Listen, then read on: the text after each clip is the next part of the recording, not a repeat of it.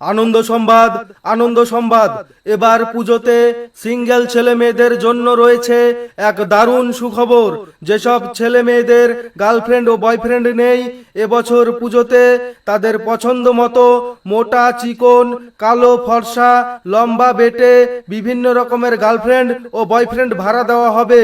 তাই দেরি না করে আমাদের প্রচার গাড়ি লক্ষ্য করে চলে আসুন আর টিকিট সংগ্রহ করুন।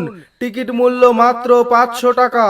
অগ্রিম বুকিং করলে দশমীতে খাওয়ার জন্য একটি 750 মদের বোতল পাবেন সম্পূর্ণ বিনামূল্যে।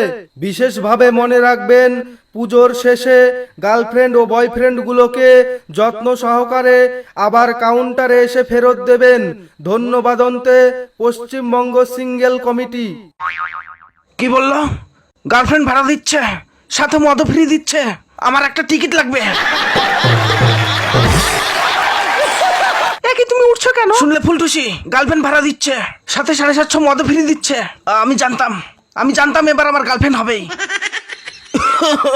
শান্ত হও তুমি, তুমি আবার গার্লফ্রেন্ড পাবে। আর মদের বোতলও পাবে। মালের ছবি কই দেখি। কি করে?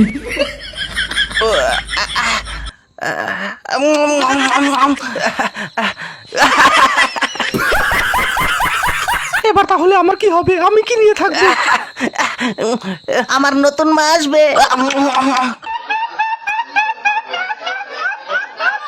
বন্ধুরা কি বলে জানো, আমাকে নাকি শুধু হাত দিয়েই কাজ চালাতে হবে। কিন্তু এবার আমারও গার্লফ্রেন্ড হবে, তাই না বলো ফুলটুসি? বলো, এবার পুজোতে আমি আর সিঙ্গেল থাকবো না।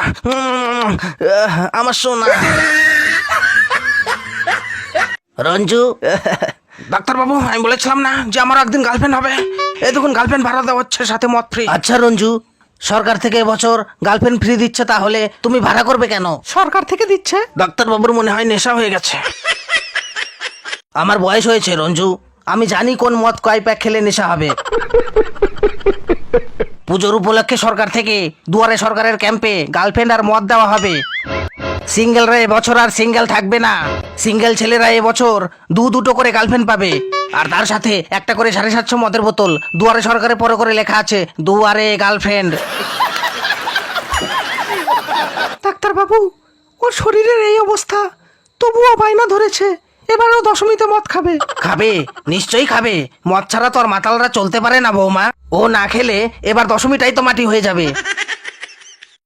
শুনলে তো, শুনলে? কিন্তু এই শরীর নিয়ে আমি যখন এসে গেছি তখন আর কোনো ভয় নেই বৌমা।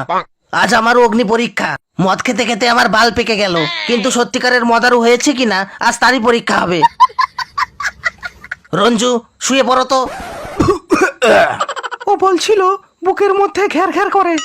এই অবস্থায় দরকার হলে আমার কিডনি খুলে নিয়ে আমি ওর বুকে বসিয়ে দেব, কিন্তু ওকে মদ খেতেই হবে বৌমা।